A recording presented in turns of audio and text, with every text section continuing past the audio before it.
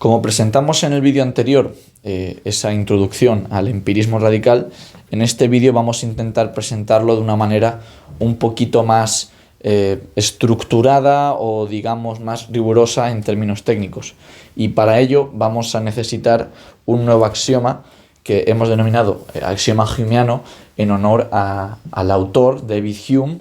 que más se ha acercado a ese empirismo radical de la historia de la filosofía y que, o por lo menos el que más importancia tiene, ya que prácticamente en su figura es en quien piensa el propio Immanuel Kant cuando escribe la Crítica de la razón pura, al estar pensando en la figura de un empirista radical, que está implícita en toda la Crítica de la razón pura y que aquí estamos explicitando. Y bueno, en este caso lo que se va a presentar es un axioma que cuya justificación, digamos, venía implícita también en el vídeo anterior. El vídeo anterior estaba explicando, estaba elucidando ese axioma, estaba intentando justificar ese axioma, pero por supuesto nunca se puede justificar un axioma discursivamente a la perfección, porque precisamente por eso es un axioma, porque es el juicio sintético más evidente que se puede constituir, que tenga esa unificación de esas dos concepciones, y por lo tanto todo lo demás lo que son consecuencias de ese axioma. Por lo tanto, en el vídeo anterior se presentaron consecuencias de ese axioma para que se vean ejemplos, y aquí se va a presentar discursivamente cuál es ese axioma que subyacía en todos esos ejemplos. Lo que básicamente se dijo en el vídeo anterior es que si uno acepta el empirismo radical, entonces aparentemente tiene que concluir que no puede aceptar la existencia de objetos sin una sensación que esté por medio, o sea, todo lo que sea existencia sin sensación no se puede contemplar. No se puede contemplar una ley de causalidad, por lo tanto no hay física, la física es un dogma. No se puede contemplar las matemáticas como una ciencia a priori, simplemente son pues meras reglas que se han observado en la sensibilidad, sobre cosas de la sensibilidad, en todo caso, que luego ya, ¿cómo distingue uno una cosa en la sensibilidad mediante el empirismo radical? Es otra cuestión que precisamente aquí se va a intentar discutir, porque el empirismo radical es que incluso impide que se puedan hablar de las propias cosas de la sensibilidad. Solamente hay sensaciones y solamente hay intuiciones empíricas, o multiplicidad de la intuición sensible, pero ni siquiera llega a haber cosas en la propia sensibilidad. Pero bueno, vamos a ir poco a poco. La conclusión es que, desde luego, en esa sensibilidad, en esa mera sensibilidad, en ese empirismo radical, no se puede establecer una ciencia objetiva, y por lo tanto no se puede establecer una objetividad. Todo lo que proceda del empirismo radical parece desembocar en un subjetivismo empirista, lo cual no es una tesis filosófica, no es una situación filosófica con la que estemos conformes, con la que estemos cómodos, porque el objetivo de la filosofía trascendental era explicar las condiciones de posibilidad de la física y las matemáticas. Y parece bastante claro que a estas alturas el empirismo radical no puede ser la tesis que defienda la filosofía trascendental, porque bajo el empirismo radical la física y las matemáticas son imposibles. Por lo tanto, tenemos que pensar en alguna solución, tenemos que pensar en alguna alternativa al empirismo radical que nos permita escapar de este pozo escéptico, de este pozo subjetivista en el que hemos caído con este empirismo radical. Así que empecemos a poner los puntos sobre las íes, sobre tanto cuestiones que vamos a tratar más adelante como cuestiones que hemos tratado hasta ahora, para ver si conseguimos clarificar todas estas concepciones. Por un lado, me parece importante que se tenga muy clara la distinción entre dos términos, entre dos concepciones que vamos a emplear de manera muy distinta en esta lista de reproducción y en general en la filosofía trascendental. Y son la de experiencia y la de multiplicidad de la intuición sensible. De la experiencia hemos hablado, por ejemplo, cuando distinguíamos entre juicios sintéticos a priori y a posteriori. Los juicios sintéticos a posteriori eran aquellos que dependían de la experiencia, y los juicios sintéticos a priori eran aquellos que eran verdad independientemente de la experiencia. Decíamos, por ejemplo, que todos los juicios a posteriori tenían que ser sintéticos porque si dependían de la experiencia no podían ser analíticos. Todo juicio analítico siempre es a priori y demás. Todo esto se discutió en las nociones preliminares. La multiplicidad de la intuición sensible era, sin embargo, esa información bruta que nos provee la sensibilidad. Y sí que es cierto que ambas nociones están vinculadas, no están completamente desligadas, pero igualarlas, identificar la una con la otra, es un tremendo error y puede dar lugar a problemas, entre otros, podría dar problemas como el del propio empirismo radical, ya que el empirismo radical lo que estaría haciendo es trabajar con esta multiplicidad de la intuición sensible, que es lo que nos puede proveer la mera sensibilidad, gracias al axioma empirista. Esa información bruta que nos acerca, que siempre decimos que nos acerca a esa verdad. Sin embargo, puede ser, de momento, tampoco es algo que hayamos concluido, es algo que tenemos que estudiar, pero puede ser que para que la experiencia sea posible, y ya veremos exactamente a qué nos referimos como experiencia, ya he escrito aquí que experiencia es una representación objetivamente determinada, o sea que a diferencia de la multiplicidad de la intuición sensible, la experiencia sí que va a tener una referencia a objetos, sí que va a tener una referencia objetiva, sí que va a estar determinada y por lo tanto es posible que para que esa experiencia sea posible, algo más que la mera multiplicidad de la intuición sensible sea necesario. Y es posible que la sensibilidad no pueda proveernos ese algo más y tengamos que acudir al entendimiento. En ese caso, el empirismo radical sería falso porque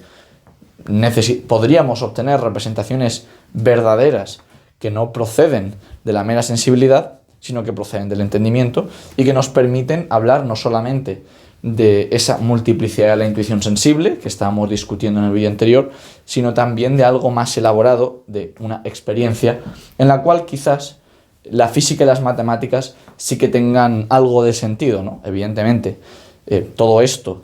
requiere algo más de elaboración, pero tampoco vamos a engañar a nadie, es algo que sí que va a suceder en vídeos posteriores y que conviene que adelantemos, pero de momento tampoco lo hemos justificado ni lo hemos explicado, por lo tanto no sientan que les estamos colando nada a estas alturas. Vayamos a la introducción del axioma humeano que, como digo, se ha estado presuponiendo en el vídeo anterior, pero no se ha explicitado. Este axioma humeano, que como digo, llamamos así en honor al filósofo David Hume, dice que la mera sensibilidad no provee ninguna determinación de una cosa. Recordemos que la sensibilidad nos proveía de la multiplicidad de la intuición sensible, eso es lo que decía el axioma empirista, y lo que nos dice el axioma humeano es algo que la sensibilidad no nos provee. La mera sensibilidad no nos provee ninguna determinación de una cosa, y por lo tanto la multiplicidad de la intuición sensible no nos va a poder proveer ninguna determinación de una cosa, ya que la multiplicidad de la intuición sensible procede de la mera sensibilidad. Esto va a tener ciertas consecuencias que vamos a ver ahora inmediatamente, pero antes de nada recordemos, o vamos a intentar hacer un poco elucidación de las consecuencias que tiene esto con concepciones que hemos introducido hasta ahora. Recordemos que apariencia se definió en la estética trascendental como una cosa indeterminada de una intuición empírica. Y la elección de este término, indeterminado, no fue una casualidad, fue intencionada, ya que precisamente en la estética trascendental no se está incluyendo el entendimiento de ninguna manera, es mera sensibilidad, o pretende ser mera sensibilidad, intentar al máximo posible aislar la sensibilidad, y por lo tanto esas apariencias van a ser cosas en ese momento indeterminadas, puesto que solamente tenemos esa multiplicidad de la intuición empírica en este caso, con la cual nos referimos inmediatamente a cosas, pero en ese momento esas cosas no están determinadas, o por lo menos la conclusión que obtenemos de este axioma humeano es que en esa etapa esas cosas no pueden estar determinadas si realmente decimos que estamos aislando la sensibilidad. Para poder determinarlas necesitamos algo que no sea la sensibilidad por el axioma humeano y por lo tanto pues las apariencias tal y como se definieron en ese momento no tienen ningún problema en su definición, ya que estábamos en ese momento recalcando su referencia inmediata a las cosas, pero no su determinación por medio de la sensibilidad. Y por otro lado, me gustaría también aclarar exactamente cómo deberíamos entender entonces esa multiplicidad de la intuición sensible que nos es provista por la sensibilidad, y es que de alguna manera podemos ver como que la multiplicidad de la intuición sensible son piezas de información, son un conjunto de representaciones que nos son dadas por la sensibilidad, pero que no tienen ningún orden, no tienen ninguna forma, quitando esa forma que en este momento todavía es indeterminada incluso del espacio y del tiempo en apariencias, pero realmente para poder identificar, por ejemplo, los objetos, la sustancia de los objetos, su existencia, su orden temporal, su causalidad, sus interacciones causales, las relaciones matemáticas entre ellos, todas esas determinaciones que no sean simplemente la determinación indeterminada, aunque suene oximorónico, la mera consciencia de que está en el espacio y en el tiempo, cuando realmente queremos identificar en qué espacio, en qué tiempo están, de qué forma están en ese espacio y en ese tiempo, cómo interaccionan en ese espacio y en ese tiempo con las demás apariencias, es ahí cuando nos damos cuenta que falta información, que esa multiplicidad de la intuición sensible no está completamente determinada, simplemente tiene una forma borrosa, si lo queremos ver de alguna manera, es como si fuese una imagen borrosa que sí tiene forma espaciotemporal, no puede ser tetradimensional ni puede ser bidimensional, tiene que ser tridimensional y tiene que estar en el tiempo, tanto para las externas como para las internas, en el caso del tiempo quiero decir, y sin embargo no somos capaces por medio de esa sensibilidad de organizar esas representaciones para determinar una cosa. Simplemente tenemos cosas, apariencias en el espacio y en el tiempo, pero siguen estando indeterminadas. Solamente sabemos que pues están en el espacio y en el tiempo, pero esa información evidentemente no es suficiente para poder estudiar física, matemáticas, para tener experiencias concretas, determinadas de las cosas, que es lo que normalmente se entiende por empirismo, en el sentido no radical, sino en el sentido más laxo, en el sentido de experiencia, en el sentido de experimentar objetos, de objetos que interaccionan, de evidencia empírica, todo eso, lo que lo adorna es, además de esa multiplicidad de la intuición sensible, ese orden que tiene esa multiplicidad de la intuición sensible, y ese orden es lo que vamos a denominar a partir de ahora esa determinación de una cosa por medio de la multiplicidad de la intuición sensible, o determinación de la multiplicidad de la intuición sensible, obviando la cuestión de que la sensibilidad sí que tiene una forma, que es ese espacio y ese tiempo, pero queremos saber cómo esa multiplicidad de la intuición sensible está determinada en ese espacio y en ese tiempo para dar lugar a una cosa, para la determinación de una apariencia concreta en ese espacio y en ese tiempo, no simplemente la posibilidad de que haya apariencias y ya está, que es lo que se había discutido hasta ahora, que esas apariencias tengan que estar en el espacio y en el tiempo. Vamos a ver cómo van a tener que estar reguladas esas apariencias para poder determinar lo que es una apariencia y lo que no es una apariencia, lo que es objetivamente una apariencia y lo que no. Pero bueno, por no meterme en más berenjenales, definamos ahora un término que se ha empleado muchísimo, pero que no habíamos definido nunca. De hecho, la propia definición de filosofía trascendental contenía la noción de cognición. Definíamos filosofía trascendental como la ciencia que estudiaba las condiciones de posibilidad de la cognición de objetos. Y ahí faltaba todavía esa definición de lo que es una cognición. De hecho, también falta de lo que es un objeto, objetividad y demás, pero es precisamente eso hemos dicho que se va a elaborar a partir de ahora, pero es que tampoco teníamos la definición de cognición. Y aquí es donde cognición va a hacer su aparición estelar, y es que una cognición es una representación con una referencia determinada a una cosa. O sea que a diferencia de otras representaciones, la cognición tiene que tener una referencia determinada. No toda intuición es una cognición, ni toda concepción es una cognición. Solamente aquellas cogniciones aquellas intuiciones y concepciones que tengan una referencia determinada a una cosa van a poder ser catalogadas como cogniciones. Y esto, de alguna manera, las va a elevar a un estatus que podemos hablar de...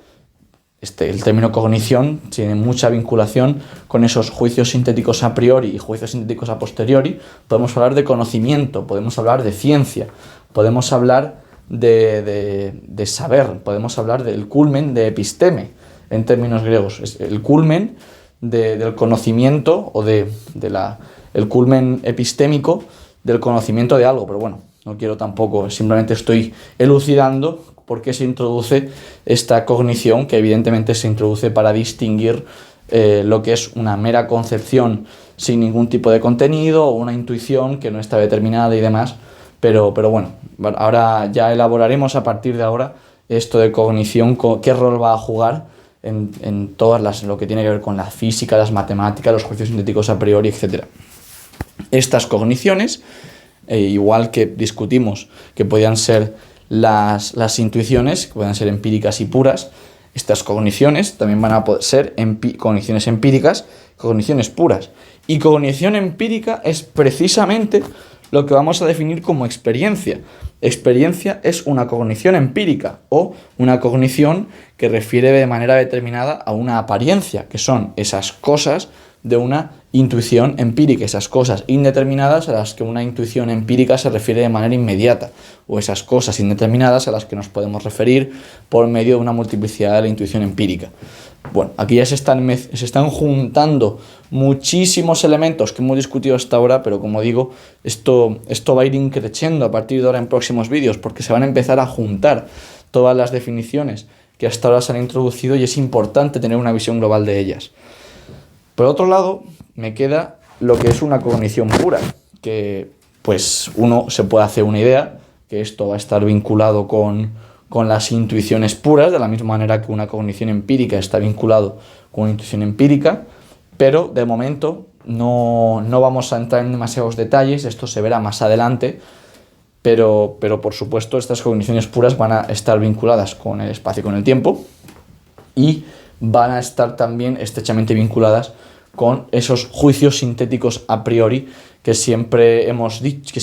mencionado y que al principio en las nociones preliminares dijimos que van a ser tan relevantes en esta filosofía trascendental, ya que podremos hablar de juicios sintéticos a priori en matemáticas o juicios sintéticos a priori en ciencia natural, como por ejemplo el principio de causalidad, el principio de sustancialidad. Pero ya llegaremos hasta ahí.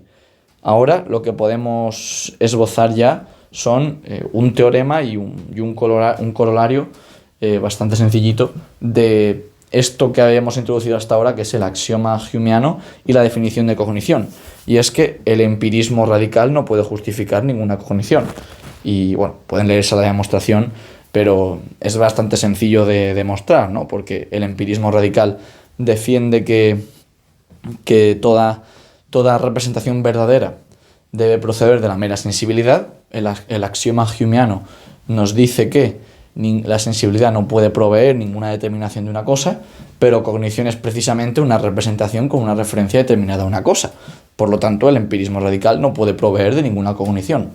Y ya está, es así de sencillo mostrar esto. Solamente había que unir todos los bloques que teníamos hasta ahora, unir todas las piezas para llegar a esta conclusión. Y por lo tanto, al ser la experiencia una especie de cognición, es una cognición que además de tener una referencia determinada a una cosa, es empírica, entonces la experiencia es imposible bajo el empirismo radical. Y esto es ni más ni menos que la conclusión a la que quería llegar desde el vídeo anterior. Lo que pasa es que si esto se lo hubiese dicho después de presentarles lo que es el empirismo radical, es probable que ustedes me hubiesen dicho que esto me lo estoy sacando de la manga. Y después de esta explicación es posible que todavía quede poco claro, aunque discursivamente digan, bueno, vale, se sigue de los axiomas y de las definiciones, pero sigue sin quedarme claro exactamente qué me queréis contar con esta historia. Pues bueno, esto va a tener consecuencias muy fuertes, ya que como he dicho varias veces, al querer nosotros justificar esas cogniciones de objetos, entre otras cosas, las cogniciones de objetos va a ser la propia experiencia, va a ser cogniciones de objetos de la experiencia, como hemos dicho también en muchas otras ocasiones. Tenemos que añadir algo al empirismo radical, no nos podemos quedar en el empirismo radical porque el empirismo radical no nos permite tener cogniciones de nada, porque el empirismo radical no nos permite referirnos a una cosa de manera determinada nunca. No podemos nunca hablar de interacción, de causalidad, de sustancias, de objetos de los que podemos saber cosas, de objetos que existen cuando no miramos, de matemáticas, de números, de orden temporal. No podemos, o de líneas rectas, de triángulos, no podemos introducir ninguna de esas nociones y concepciones bajo el empirismo radical. Por lo tanto, el empirismo radical como sistema filosófico es muy pobre, no nos permite alcanzar la meta de la filosofía trascendental. Es coherente si alguien defiende esa tesis, mientras no introduzca dogmas que no explicita de alguna manera, mientras no tenga implícitamente dogmas, siempre puede defender una tesis así y ser un escéptico y ya está. Pero recordemos que aquí no somos escépticos, defendemos que sí que es posible la ciencia, sobre todo la ciencia natural y las matemáticas, que son las ciencias por antonomasia, y por lo tanto no podemos quedarnos de brazos cruzados bajo el empirismo radical porque no nos permite tener siquiera experiencias de objetos. Y eso es a lo que este corolario nos pretendía llevar. Este corolario no es más que el juicio en el cual intento, de manera muy axiomática con todas las definiciones, mostrar las consecuencias devastadoras de este empirismo radical, que luego lo voy a necesitar para poder hacer otros razonamientos más adelante que, como digo, se van a ir acumulando. Por lo tanto, es también relevante ir visitando los vídeos anteriores y ir entendiendo un poco toda la línea argumental, pero bueno, igual esto que estoy diciendo es extremadamente evidente para algunos de ustedes, así que no le voy a dar muchas más vueltas. Pero simplemente recalcar, para superar el empirismo radical y su subjetivismo empírico, el entendimiento debe contribuir a la noción de objetividad, ya que si decimos que el empirismo radical defiende que solamente la sensibilidad nos provee de representaciones verdaderas, si pretendemos negar el empirismo radical, tenemos que aceptar que el entendimiento interviene a la hora de construir representaciones verdaderas. Por lo tanto, el entendimiento va a intervenir activamente en la noción de objetividad, no simplemente bajo el prisma de no hay contradicción, las concepciones no son contradictorias, unificación analítica de la apercepción. Y antes de terminar, veamos un poco un resumen esquemático de todas estas tesis que hemos estado defendiendo y también para que se vea los pasos que vamos a seguir en próximos vídeos. En la columna de la izquierda se puede ver un poco el esquema de un sistema empirista radical y a la derecha está el de la filosofía trascendental que hemos ido elaborando hasta ahora, aunque bueno, todavía hay algunas cuestiones que no se han explicado, precisamente por eso la analítica trascendental no ha terminado todavía. Pero bueno, en la izquierda, en la columna de la izquierda, vemos que el sujeto trascendental está formado por esa sensibilidad y ese entendimiento entre paréntesis que dije en el vídeo anterior, que significaba que en el entendimiento solamente estaba la unificación analítica de la percepción, que era algo así como concepciones abstractas y la lógica, ¿no? La lógica universal, que no se contradiga uno y ya está, pero no hay ninguna representación que una pueda decir verdadera, es meras representaciones problemáticas, no hay nada asertórico en él, no hay ninguna participación activa en la objetividad, si se quiere ver de esa manera. Y este esquemita nos lleva al famoso tenedor de Hume, en el cual los juicios, las verdades, se separan en dos tipos. Por un lado están las cuestiones de hecho y por otro lado están las relaciones de ideas. Y esta es la terminología que empleó el propio David Hume. Simplemente estoy introduciendo la terminología humeana, el sistema humeano, así de manera muy superficial. Esto de comparar sistemas y hacer contrafácticos siempre es delicado, porque nosotros de facto no adoptamos el sistema humeano, no somos humeanos ni defendemos el empirismo radical. también sería discutible si Hume defiende o es coherente con el propio empirismo radical, pero el punto es que la comparación de sistemas no suele ser algo muy técnico, no suele ser algo que se pueda hacer con mucha rigurosidad, así que cuidado con todo lo que diga también en estas cuestiones, porque puede ser delicado. Estoy empleando, como digo, la notación que Hume escogió y estoy reconstruyendo un poco y vinculándolo con todo lo que discutimos en el vídeo anterior, la relación que tiene con la filosofía trascendental y con lo que vamos a hacer a partir de ahora. Puesto que Hume no considera que el entendimiento participa activamente de las representaciones verdaderas, lo que son las relaciones de ideas es simplemente el entendimiento con la unificación analítica de la percepción. O sea, es básicamente los juicios que nosotros denominaríamos analíticos, los juicios analíticos a priori, y ya está. Eso serían las relaciones de ideas. Más o menos se pueden vincular uno a uno con los juicios analíticos a priori. Y por otro lado están las cuestiones de hecho que, bajo un sistema empirista radical, solo pueden proceder de la sensibilidad, ya que no hay más... las cuestiones de hechos son lo que uno denominaría hechos, juicios sobre hechos, juicios de alguna manera objetivos, aunque aquí ya evidentemente la cuestión de objetividad tiene el problema que tiene, pero sí son cuestiones sobre la experiencia, que evidentemente aquí tampoco podemos hablar de experiencia. Entonces, la única alternativa que nos queda en un sistema empirista radical es que esas cuestiones de hecho, esos hechos que nos llegan por los sentidos, tengan que estar vinculados con la sensibilidad, o sea, que sean simplemente la información que nos llega por medio de la sensibilidad, esa multiplicidad de la intuición sensible. Es lo único que se podría corresponder con las cuestiones de hecho, que como digo, antes había dicho que eran juicios, si ahora digo que es la multiplicidad de la intuición sensible, tampoco es un juicio, pero claro, como siempre, estoy haciendo un contrafáctico y tengo ligeros problemas de vincular un sistema y el otro. Pero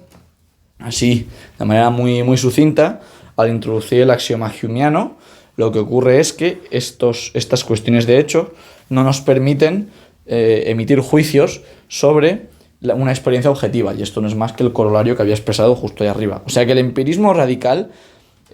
las consecuencias que tiene son las que se ven en este esquema, así dicho rápido y mal, y es que solamente se pueden tratar relaciones de ideas y cuestiones de hecho, no hay tercera opción. Esos juicios sintéticos a priori no son una posibilidad bajo este sistema, sino que alguien me explique de dónde puede sacar alguien aquí un juicio sintético a priori, no existe esa posibilidad. Y las cuestiones de hecho, lo que ocurre bajo el axioma humeano que hemos introducido es que no nos permiten hablar de una experiencia objetiva, y las relaciones de ideas por supuesto que tampoco, porque son juicios analíticos. Por lo tanto, bajo este sistema humeano no hay ni objetividad, ni juicios sintéticos a priori, ni experiencia, ni cogniciones, ni matemáticas, ni física, etcétera, etcétera. Son las consecuencias que tiene este empirismo radical, habiendo introducido pues, todas las nociones preliminares y todos los axiomas que ya conocemos. Y a la derecha está la situación en la que estamos nosotros si intentamos frenar un poco el avance de este empirismo radical y decimos, vale, nosotros sí que queremos experiencia, nosotros sí que queremos física y matemáticas, vamos a ver por dónde podemos atacar para que no caigamos en el pozo, en el abismo del empirismo radical, que por mucho que sea una situación que no nos parezca acertada, que no nos parezca deseada, sí que es una situación coherente, por lo tanto hay que tener mucho cuidado con no introducir ningún axioma, no introducir ninguna premisa que nos termine llevando al empirismo radical. En la filosofía trascendental tenemos sensibilidad y entendimiento también, y en esta sensibilidad y entendimiento no tenemos por qué reducir el entendimiento a la unidad analítica de la percepción. O sea, esto es algo que se discutió y es cierto, es un hecho que existe esa unificación analítica de la percepción, pero no se descarta, y como ya se verá más adelante, va a ser precisamente la solución al problema, una unificación sintética de la percepción. Y por eso el entendimiento aquí no aparece entre paréntesis, porque además de la unificación analítica, va a estar también la unificación sintética, pero evidentemente esto no se ha explicado todavía, simplemente estoy comparando los dos modelos para que se vea dónde va a estar el punto distinto y por qué se van a llegar a conclusiones distintas, partiendo, por supuesto, de premisas distintas, sin negar que el empirismo radical sea coherente y se pueda sostener como un sistema filosófico sin contradicciones. El famoso, o el tenedor de Kant, en analogía al tenedor de Hume, va a ser el siguiente, y de hecho esto es algo que con lo que todos ustedes ya están familiarizados. Son los 3 tipos de juicios que se analizaron en las cuestiones preliminares, las nociones preliminares, que son los juicios sintéticos a posteriori, que son aquellos que proceden de la experiencia, los juicios analíticos a priori, que son aquellos que proceden de esa unificación analítica de la percepción, de manera análoga a las relaciones de ideas en el tenedor de Hume, y puesto que no se niega, de momento, el empirismo radical sí lo hace, pero nosotros no lo estamos haciendo, no se niega la posibilidad de una unificación sintética de la percepción, está esta tercera opción aquí, que son los juicios sintéticos a priori, que van a ser de alguna manera un resultado de el acto o de la acción conjunta de sensibilidad y entendimiento. Y esto es lo que vamos a intentar elaborar a partir de ahora. Pero esto también de alguna manera justifica que aquí aparezca la experiencia, porque en el caso anterior vimos que la experiencia no era posible. La experiencia no es una posibilidad dentro de un sistema empirista radical, por lo menos tal y como lo hemos discutido aquí. Sí que es posible la multiplicidad de la intuición sensible, pero no una experiencia objetiva y determinada de apariencias, de objetos de la experiencia. Y en este caso, lo que se está diciendo es que, bueno, los juicios sintéticos a posteriori sí que van a ser sobre la experiencia, porque precisamente vamos a intentar introducir algo novedoso que el empirista radical no tenía, que va a ser esa unificación sintética de la percepción, que de alguna manera va a estar vinculada con esos juicios sintéticos a priori, y eso nos va a permitir tratar la experiencia como una representación posible, y también de manera casi colateral van a surgir la física y las matemáticas, o por lo menos va a surgir las matemáticas como ciencias posibles y los principios de la física o de la ciencia natural también como justificadores o fundamentos de la propia física como ciencia. Y esto de alguna manera es lo que el sistema kantiano permite que el sistema humeano o el sistema de un empirista radical o algo que sí que permite el sistema de modelo de filosofía trascendental, que no permite el modelo empirista radical. Y de esta manera yo creo que se puede observar el problema tremendo del empirismo radical y por qué nosotros no lo vamos a sostener, y ahora nos toca a nosotros justificar la alternativa. Entonces, tres conclusiones de estos 2 vídeos y de todo lo que se ha tratado hasta ahora en la analítica trascendental me gustaría que tengan en mente en todo lo que se discuta a partir de ahora. En primer lugar, que si el empirismo radical es verdad, entonces las cogniciones, la objetividad, los juicios sintéticos a priori, la física, las matemáticas, la experiencia, todo eso no es posible, no existe. O sea que si queremos hablar de experiencia o de ciencia, de cogniciones, de objetividad, de matemáticas y de física, entonces tenemos que admitir que el empirismo radical es falso. Es decir, lo que se pone aquí arriba, se estudian las consecuencias del modelo de empirismo radical, se llega a la conclusión de que imposibilita la experiencia y entonces necesitamos buscar una alternativa. Eso no significa que la alternativa que sugerimos sea la única. Eso es algo que tendremos que dilucidar más adelante porque tampoco lo hemos explicado, pero desde luego el empirismo radical tiene que ser falso. Tiene que haber algo que impida que la tesis empirista radical sea verdadera. Y esto significa que, si el empirismo radical es falso, tiene que existir representaciones verdaderas que no son meramente sensibles. Tienen que existir representaciones que contribuyan a la objetividad, que contribuyan a la noción de experiencia, que no van a ser meramente sensibles, sino que van a ser intelectuales, que van a proceder del entendimiento. Es decir, el entendimiento va a tener una participación mucho más activa a la hora de tratar la experiencia, la objetividad, las ciencias, la física y las matemáticas. Y es aquí donde, ya adelanto, que van a empezar a introducirse esas concepciones puras que, las concepciones puras, digamos, más importantes, las concepciones puras fundamentales, puras, que recordemos, no tienen, puro significa que no tiene ningún origen, no tiene ninguna mezcla con la sensación, no contiene ninguna sensación, y al ser concepciones tienen que estar originadas en el entendimiento. Es decir, que van a ser concepciones originadas en el entendimiento estrictamente sin ninguna relación con la sensibilidad, que van a participar en la noción de experiencia y en la noción de objetividad. Y estas concepciones que van a participar es lo que en el sistema de Kant, y que nosotros también adoptamos en nuestro sistema de filosofía trascendental, se denominan las categorías o las concepciones del entendimiento puro. Y con esto termino esta primera parte de la analítica trascendental, y ahora vamos a empezar, o vamos a incluso empezar a introducir lo que se conoce, que es la parte más importante de la analítica trascendental, y que se conoce como deducción trascendental. Así que muchas gracias por ir escuchando poco a poco estos vídeos. Ya nos vamos acercando cada vez más a la meta, y nada, nos vemos en el próximo vídeo.